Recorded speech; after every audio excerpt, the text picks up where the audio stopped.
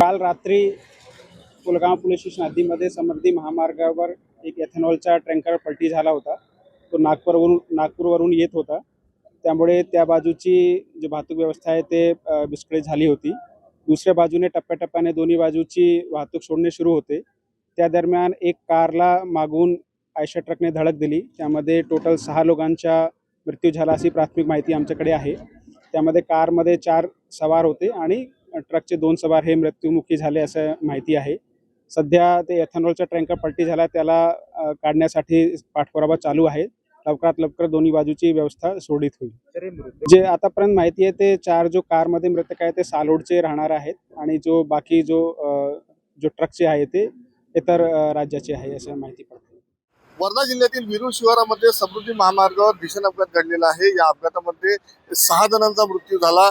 एक मुंबईच्या दिशेने इथेनॉल घेऊन जाणारा टँकर उलटल्यामुळे या महामार्गावर एकेरी वाहतूक सुरू होती आणि या दरम्यान एका कारला मागावून आलेला मालवाहू वाहनाने जबर धडक दिली। या अपघातामध्ये कारमधील 4 जणांचा जागीच मृत्यू झाला, मालवाहू वाहनातील एका जणांचा जागीच मृत्यू झाला आणि एका जणाचा रुग्णालयामध्ये मृत्यू झाल्याचं सांगण्यात येत आहे। अपघाताची माहिती मिळताच महामार्ग पोलीस तसेच पुलगाव पोलिसांनी घटनास्थळ गाठलं। अग्निशमन दल देखील घटनास्थळी दाखल झालेलं होतं। सोबतच बचाव पथक घटनास्थळी दाखल झाली आणि बचाव मदत कार्य सुरू करण्यात आलं।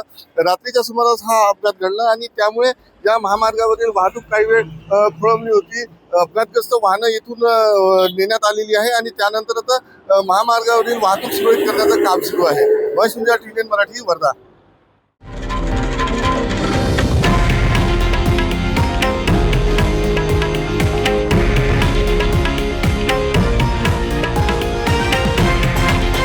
हे आहे देशातील नंबर 1 न्यूज नेटवर्क आणि आपण पाहत आहात TV9 मराठी, एकमेव।